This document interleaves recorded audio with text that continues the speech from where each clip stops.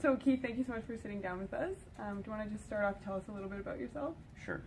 My name is Keith Barker. I'm an Algonquin Métis artist, born and raised in many little towns throughout northwestern Ontario. I'm an actor, trained at George Brown College. I'm also a playwright, and as of May of this year, I'm the artistic director of Native Earth Performing Arts. Amazing. Mm-hmm. And for people who don't know about Native Earth, do you want to tell us a bit about that? Native Earth is Canada's oldest professional Indigenous theatre company. It's been around for 35 years. And we have a studio, our own 120-seat theatre. Which we're in right now, called Aki Studio. That's in the Daniel Spectrum's building in the new Regent Park development, so Parliament in Dundas, here in Toronto. East Toronto. Nice. So you've been here a little under a year. What do you think's been your biggest takeaway so far? What have you learned? Biggest, I think, for me is there's a lot of dialogue about how to best serve community. So, and coming to the understanding that I need to do more. So there's a whole learning that comes with that. I was just over in Australia for the APAM, which is Australia Performers Arts Market. And a lot of the Australian Indigenous and the New Zealand Indigenous companies work a lot with community. And I just learned a lot in the last year in terms of that. In terms of reconnecting our community, and not just like when people think community, like the larger community, but also just the Indigenous arts community within Toronto and then also within Canada. So reconnecting with that arts community. Yes. Awesome. Mm-hmm. So actually I was going to ask you, and that leads nicely into it. Obviously I'm from Ontario Presents, work with presenters across the province. What do you think that we as presenters can do to better support Indigenous artists?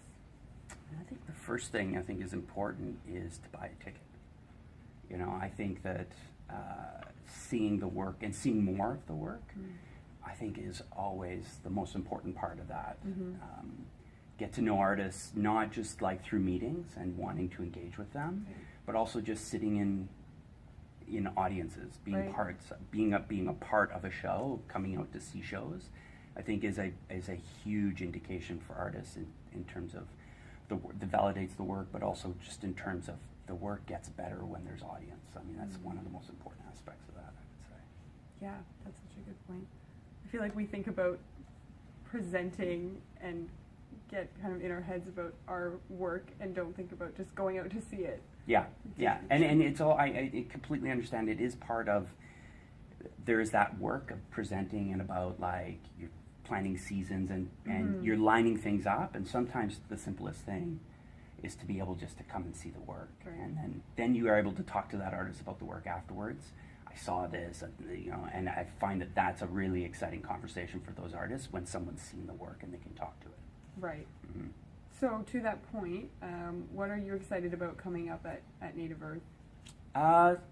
We're showcasing, so we have a festival, new work that comes every year. It's called the Wasagatchuk Begins to Dance Festival. So this year we had almost 100 Indigenous artists through our doors through 2 weeks. And so we're looking at, it tends to primarily be 2 weeks of shows, like just under 2 weeks of shows. And we do a lot of, we do excerpts of different pieces that people are working on. It's a development festival.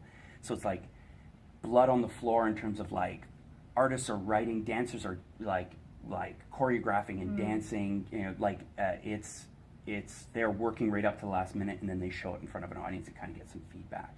So it can be really exciting, right? There's a lot of people are taking chances, they're taking risks, they're putting themselves out there. And so this year we're looking at changing the model a little bit in terms of giving more time on the back end to allow artists more time to develop the work. Because as a playwright, I was in Wasagatchuk. And then as an actor, I've been in Wasagatchuk. So I've been on the other side of it, where you just felt like you didn't get enough time to really kind of sink your teeth into it. And that's the thing I'm most excited about, is this festival giving people more time to develop the work so that people can, like presenters at Ontario Presents, can come and just sit and see an excerpt of a piece of theater or a piece of dance or film or multidisciplinary work. They can sit and just kind of experience it, and then they can be excited about further developing it, or when that piece is done, we'd love to program it. So Right. that's the thing I'm most excited about is what Wasaga, and so Wasaga happens in November every year. Okay. And so that's how I support, this is how we at Native Earth have supported and continue to support Indigenous works across Canada. So we bring people from across Canada, but we also, the last 2 years, we had Muglin Performing Arts, which is from Australia. They've come in, and Tawada Productions from New Zealand, both Indigenous companies from an international flavor, so you get a sense of what they're doing over there. So that's also exciting. And then we're also next year we're producing Jenny Lozon, I Call Myself Princess. We just spoke to last month. Yes, and so we're really excited about that. And then a new piece by Meekwin Fairbrother that's coming that will come next year as well. So. I wanted to ask you a bit more about your own work. You're also an actor, a director, playwright. Do you have any time for your own artistic projects these days? I haven't so far. It's interesting. One of the reasons I took this job was to get more directing work. The idea of getting to direct shows was really exciting for me. But to me, the job, when I stepped into the job and started looking at what it is, to me is I need to give more opportunities for women. So to me, so Phelan Johnson, who you also spoke to recently, I gave her the opportunity that sounds terrible. No, what it was is that we thought it'd be great if she directed her piece. So she did Ipperwash, and she knows the play intimately. She knows the issues intimately. She's been out to community and that. So to me, she was the best person to step into that role. And I think it was her directorial debut, right? Yeah, which is really exciting for us because I think Phelan's going to be a fantastic director.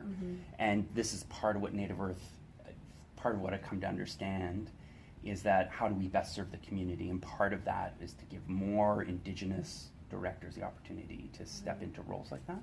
And so my own personal needs are not a priority right now. And so that's been that's just a learning, and I'm not sad about it. I'm actually really excited that I can give opportunity to people, and that's also part of what I've learned is to free myself of what do I want, and just being how can we offer, what can we do to better serve our artists. As a playwright, I'm still trying to write.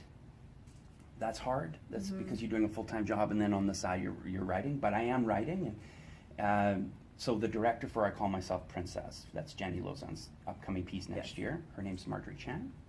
And Marjorie and I, she's the artistic director at Cahoots Theatre.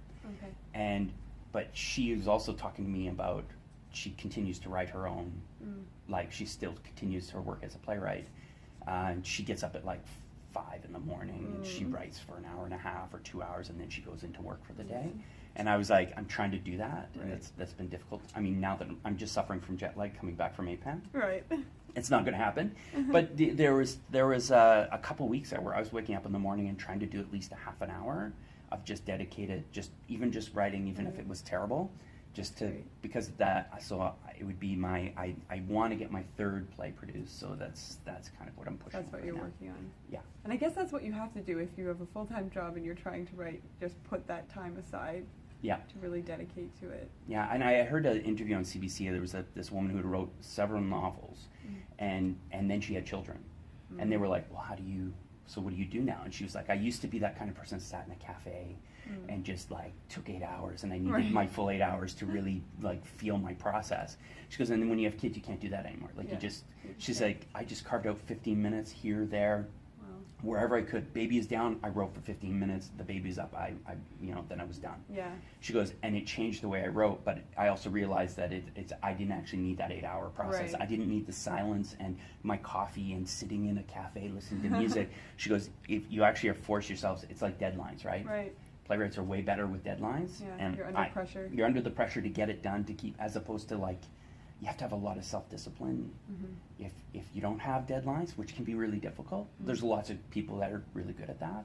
I'm not one of those people. Right. But since I've taken on this job, for me it's a priority for me to have my own artistic outlet.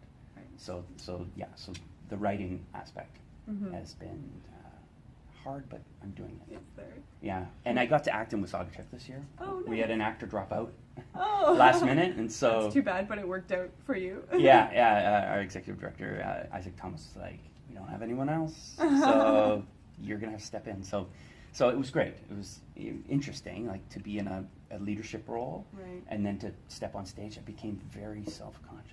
Yeah, that must have been tricky. Yeah, because if someone's like, "You're a terrible actor," you're artistic director. So I had those little voices in my head, but I just went out and I had a good time, and That's great. it's great to be in a room full of actors working on a piece together again. It's like, right, this is why I did this job, because Right.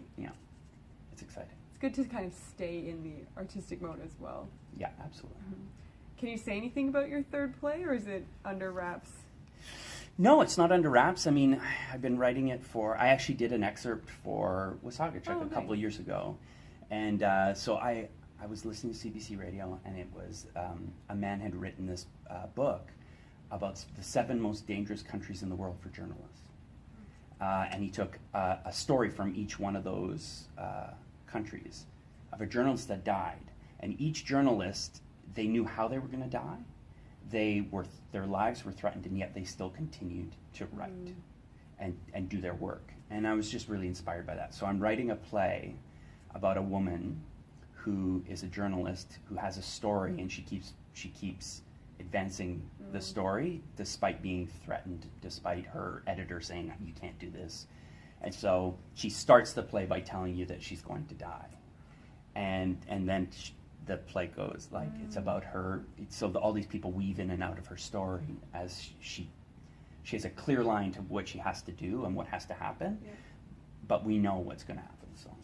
Really interesting. Yeah, and it's just to honor reporters, especially this day and age with newspapers having less and less viewership, and the work that journalists do and how much we rely on the truth, and investigative reporting. It just felt like an important story to tell. So. I feel like most of your work has some sort of social tie-in, or can't think of the right word, but like a societal message almost. Yeah. Do you think that that's an important, do you think art has a responsibility to talk about issues of the day? No, I mean, I love going to a theater and just seeing something funny if I want. There are people who have a way of doing that they love writing that way, and I fully encourage them. I love just going, sitting and watching a piece of theater. It just makes me laugh and is not trying to tell me something socially. Right. I saw Denis Villeneuve speak one time, a filmmaker, and he said that you only get so many opportunities to tell the stories you want to tell. And he says, so I take every opportunity I can. So, and he was talking about Polytechnique at the time. And it just resonated with me as like, there are just certain stories I want to tell. If I'm going to spend 3 or 4 years writing this play to get it produced, and then, I want it to be something that resonates with me, is meaningful for me to tell. I mean, my mom said to me, can the next play you write be a musical? I was like, no, Mom. She said, can it be a comedy? I was like, no, sorry, Mom. No, these are just the stories that are important to you. And she loves them, and in the end, she loves them. I always make my mom cry when she reads a play or goes and sees it. But yeah, I just write what I write. And in the end, it's like it tends to have some sort of, I don't know, it's something I want to talk about. Is usually centered in the story I'm telling. I love that. Yeah. And do you think, I wonder if there's like additional pressure for Indigenous artists to feel outside pressure to talk about social issues.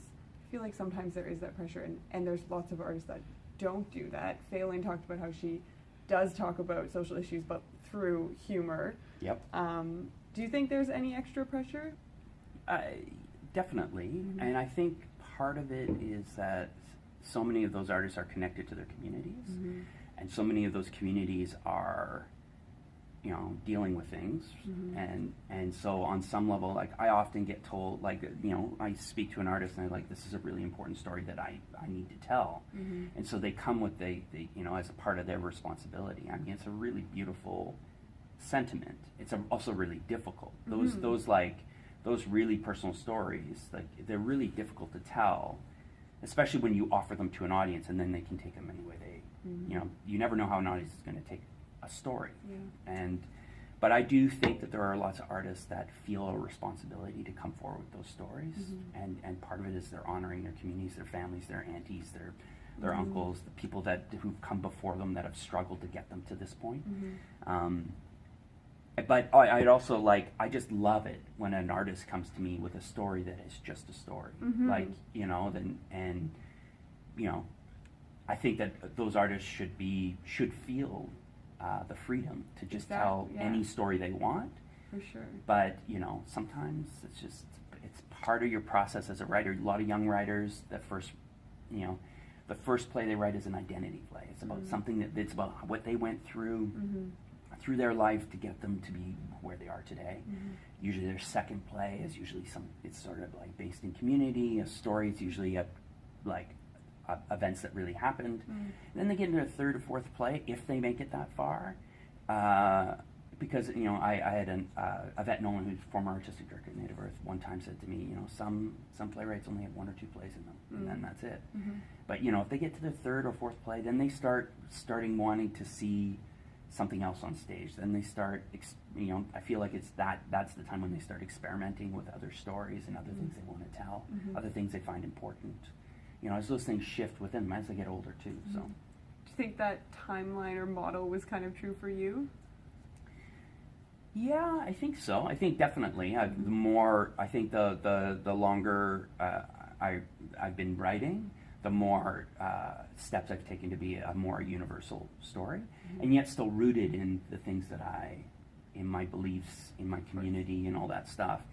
And that's the great thing, is that the specific stories I tell can still be seen as universal. There are still communities outside of my own that look and go, that could be my story, or that. And those are oftentimes the most exciting things, is when you resonate within other people in different ways. Right. Yeah. All right. Well, awesome. I don't actually have any more questions. Great. Thank you so much for chatting with us. This is really interesting. Well, thank you for this opportunity. Yeah.